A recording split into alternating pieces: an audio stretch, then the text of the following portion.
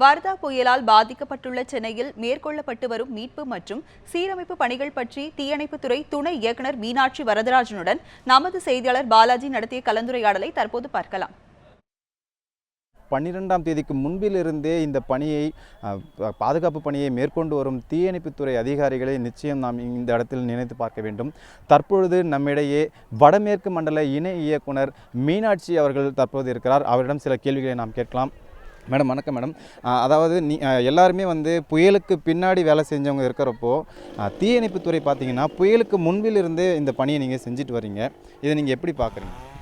தீயணைப்பு மற்றும் மீட்பு துறையினாலே தன்னுயிரை ஈந்து பிற உயிரை காப்பது தான் எங்களுடைய பணி. இந்த வர்தா புயல் வருதுன்னு சொன்ன உடனே நாங்கள் மொபிலைசேஷன் அப்படின்னா படைத்திரட்டும் பணியில் இருக்கோம். கிட்டத்தட்ட 11ஆம் தேதி படைத்திரட்டும் பணி ஆரம்பிச்சிருக்கு. அப்படின்னா எல்லா ஸ்டேஷன்லுமே 24 மணி நேரமும் எங்களுடைய பணியாளர்கள் கால்ஸ் அட்டன் பண்ணுறதுக்கு வெயிட் பண்ணிகிட்டு இருப்பாங்க. அதுக்கப்புறம் வர்தா புயல் வந்தவுடனே இங்கே பேரழிவு அப்படின்னு சொல்லுவாங்க. ஒரு எல்லா இடத்துலையுமே எல்லா இடத்துலையுமே மரங்கள் விழுந்து பாதைகள் அடைக்கப்பட்டு விட்டன. அதனால் போக்குவரத்து முதல்ல பாதிக்கப்பட்டது. அப்புறம் சில பேர் வீடுகளில் தண்ணீர் சூழ்ந்த ஒரு நிலையில் மக்கள் மாட்டிக்கிட்டாங்க.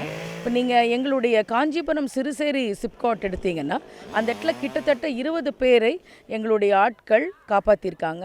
அவங்க ஒரு வீட்டில் மாட்டிட்டாங்க. இவங்க 3 கிலோமீட்டர் எங்களுடைய மிதவை படகு வச்சு கொண்டு போய் அவங்கள காப்பாற்றினாங்க. ஒன்று. ரெண்டாவது, இப்போது நாங்கள் இங்கே வந்திருக்கக்கூடிய ஆட்கள் இப்போ சென்னையில் கிட்டத்தட்ட 800க்கும் மேற்பட்ட ஆட்கள் இங்கே வேலை செஞ்சிட்ருக்காங்க. நாங்கள் தானாகவே இதை பண்ணுறோம். இந்த மரங்கள் விழுந்ததை வெட்டுறது நாங்கள் எங்களுடைய ஊர்லேருந்து வந்திருக்கோம். திருவண்ணாமலை, திருவள்ளூர், வேலூர், காஞ்சிபுரம், அங்கேருந்து கிட்டத்தட்ட நாங்கள் 200 பேர் இங்கே வந்திருக்கோம். இங்கே எல்லாம் இப்போ வெளியில் இருக்கக்கூடிய மரங்கள் எல்லாம் வெட்டிட்டாங்க. ஆனால் நாங்கள் இப்போ என்ன பண்ணுறோம், இந்த இடத்துல ஒரு கால் வந்தது, ஸ்கூலுக்குள்ளே மரம் விழுந்திருக்கு, குழந்தைங்களுக்கு ஆபத்துன்னு இங்கே எங்களுடைய துறையினர் பண்ணிகிட்ருக்காங்க. கிட்டத்தட்ட சென்னையில் நேற்று மற்றும் நாங்கள் 3000 மரங்கள் அப்புறப்படுத்தி அதை ஓரத்தில் போட்டு கார்ப்பரேஷனோட அவங்களுடைய டிப்பர் லாரி ப்ளஸ் ஜேசிபி வச்சு ரிமூவ் பண்ணிகிட்ருக்கோம்.